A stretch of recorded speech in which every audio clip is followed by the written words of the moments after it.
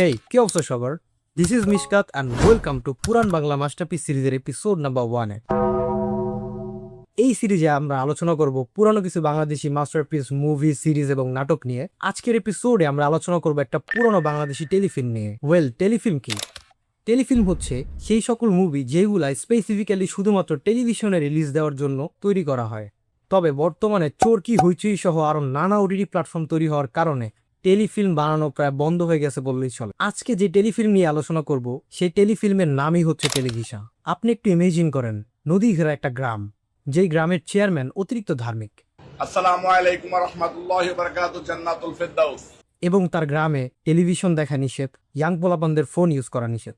এমনকি গ্রাম কিংবা গ্রামের বাইরে কেউ তাকে যদি টেলিভিশন কিংবা ফোন ইউজ করা নিয়ে কথা বলে, তাহলে তার উত্তর হয় কিছুটা এমন: আমার আমল ধ্বংস করতে আইছে।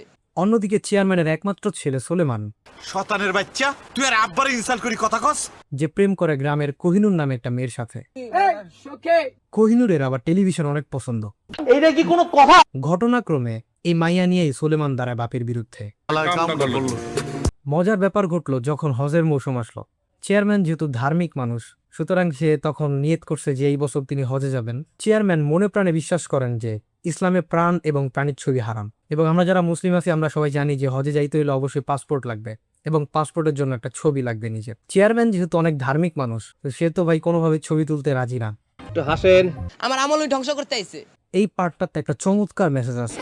চেয়ারম্যান দালাল চক্রের কবলে পড়ে আর হজে যেতে পারেন নাই। এই অবস্থায় তিনি তার গ্রামেও ফিরতে পারতেছিলেন না, কারণ তিনি যদি গ্রামে ওই অবস্থায় চলে যান তাহলে গ্রামের মানুষজন ভাববে যে আল্লাহ তার হজ কবুল করে নাই।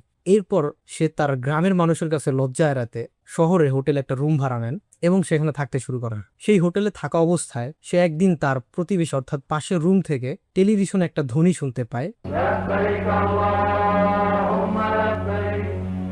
এই ধ্বনি শোনার পরে সে তার হোটেলের রুম সার্ভিস বয়কে ডাকে এবং তার রুমে থাকা টেলিভিশনটা অন করে দিতে বলে। তখন তার হোটেলের রুম সার্ভিস বয় হজ প্রদর্শনী করা এরকম একটা টিভি চ্যানেল এনে দেয় এবং চেয়ারম্যান তার নিজের চোখে হজ পালনের দৃশ্য দেখতে পায়। তখন প্রযুক্তি সম্পর্কে চেয়ারম্যানের ভ্রান্ত ধারণা দূর হয়। মোটামুটি এই ছিল প্লট। টেলিভিশন 2012-13 সালের একটা টেলিফিল্ম। এটার ডিরেকশন অনেক সুন্দর, যাদেরকে কাস্ট করা হয়েছিল তাদের অ্যাক্টিং অনেক সুন্দর, সব মিলাই এটা একটা দারুণ কাজ। 2012-13 সালের দিকে বাংলাদেশে যে এরকম ইন্টারন্যাশনাল লেভেলের কাজ হইতো, এটা একটা দারুণ ব্যাপার। এমন একটা কাজের জন্য টেলিফিল্মের ডিরেক্টর স্যার মুস্তফা সরোয়ার ফারুকী, তিনি ভাই বস্তা ভরার প্রশংসা ডিজার্ভ করেন। এই টেলিফিল্মে অভিনয় করা চঞ্চল চৌধুরী, মোশাররফ করিম, নুসরাত ইমরোজ তিশা এবং চেয়ারম্যান চরিত্রে অভিনয় করা কাজী শাহির হুদা রুমি, ওনারা স্ক্রিনে জাস্ট বোমা পাঠাইছে।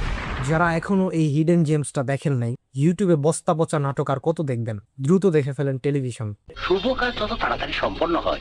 আজকের জন্য এটুকুই। খুব দ্রুত দেখা হচ্ছে পরবর্তী ভিডিওতে। সবই হয় নারীর কারণে।